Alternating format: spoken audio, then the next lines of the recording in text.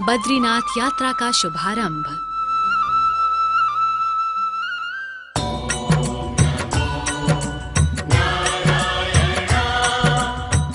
अब हम बद्रीनाथ की ओर बढ़ रहे हैं।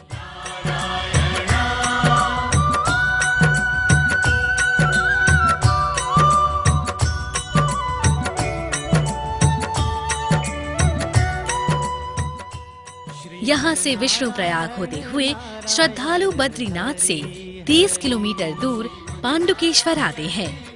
पांडुकेश्वर में योग बद्री अर्थात ध्यान बद्री का मंदिर है। हरि हरि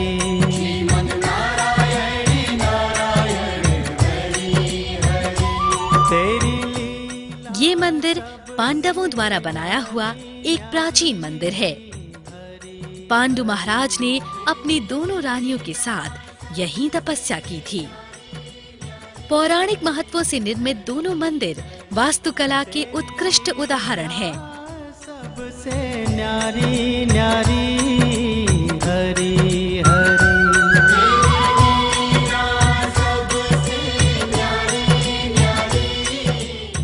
पांडुकेश्वर से लगभग 10 किलोमीटर की दूरी पर हनुमान चट्टी है।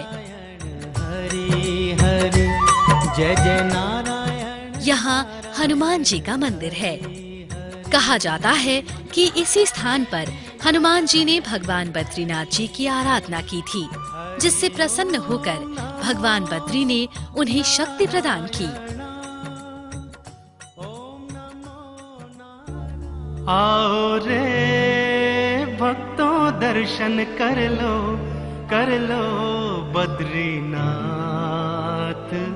धाम का। ये है अलकनंदा के तट पर स्थित भगवान बद्रीनाथ जी का अति पावन मंदिर।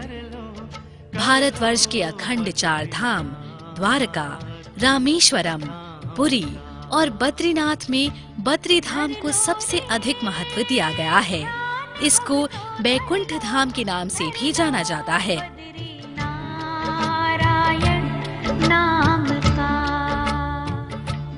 पुराणों के अनुसार जब भगवान विष्णु इस स्थान पर तपस्या में लीन थे, तो माता लक्ष्मी ने आंधी, तूफान व बर्फबारी में ध्यान मग्न भगवान विष्णु के ऊपर बद्री बनकर उनकी रक्षा की। तब भगवान विष्णु ने माता लक्ष्मी से कहा कि हे देवी, मेरे नाम से पूर्व इस जगत में आपका नाम स्मरण किया जाएगा, और इस तीर्थ का नाम बद्रीनाथ पड़ गया।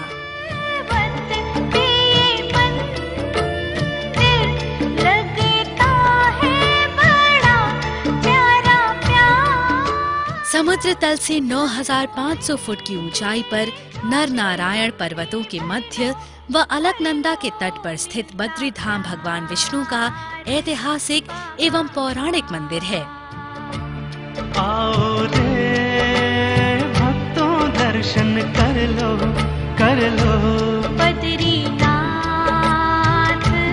धाम का।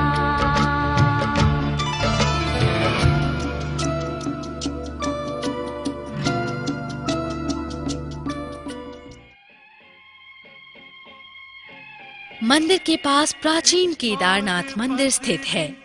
बद्री धाम दर्शन से पूर्व शिवालय दर्शन आवश्यक है। मान्यता है कि यहाँ पर भगवान विष्णु ने माता पार्वती से मासूम शिशु के रूप में शरण ली थी और भगवान शिव को यहाँ से केदारनाथ जाने पर विवश कर दिया था। इसीलिए जहाँ बद्री वहाँ शिवालय अवश्य होता है।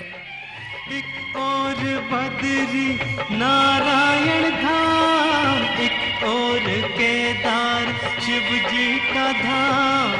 ऊंचे ऊंचे पर्वत पे दोनों धाम प्यारे दर्शन करने को। इस मंदिर में शंख बजाना वर्जित है तथा तुलसी के बिना यहाँ की पूजा अधूरी मानी जाती है।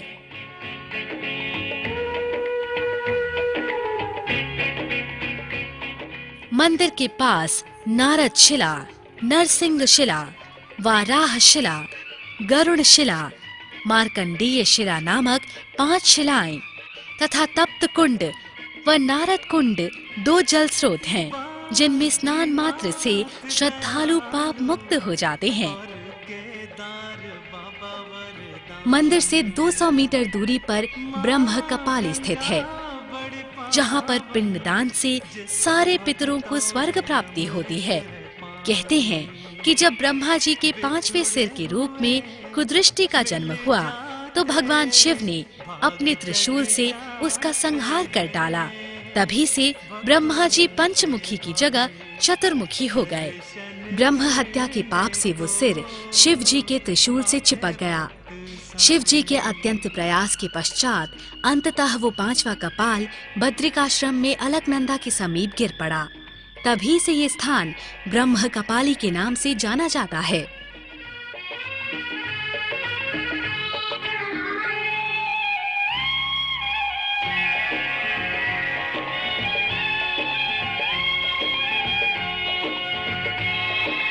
इनकी शरण जो आए, सारे कष्टों से मुक्ति वो पाए। पाप धोए माँ गंगा, जो आकर के यहाँ नहाए। इसके निकट ही अलकनंदा एवं सरस्वती का संगम होता है। इसे केशव प्रयाग भी कहते हैं।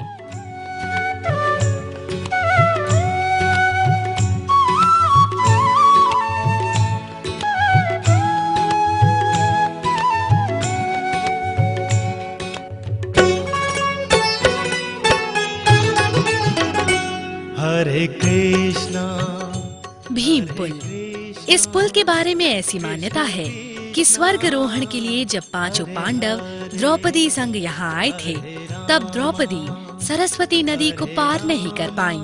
द्रौपदी की मदद के लिए भीम ने एक शिला रखकर इस पुल का निर्माण किया था।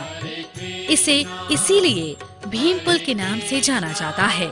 कृष्णा कृष्णा हरे हरे हरे रामा। और ये है स्वर्गरोहिणी। यहीं से द्रौपदी संग 5 पांडवों ने स्वर्ग के लिए प्रस्थान किया था।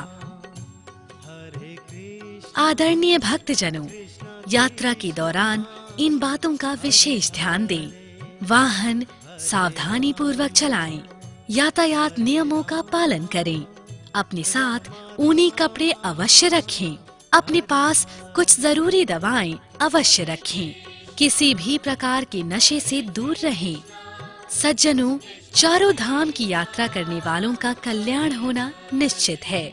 इन धामों की यात्रा से न सिर्फ अंतरात्मा की शुद्धि होती है, इन धामों की यात्रा से न सिर्फ अंतरात्मा की शुद्धि होती है, बल्कि हमारी जीवन यात्रा को एक आध्यात्मिक दिशा का नवीन ज्ञान भी होता है।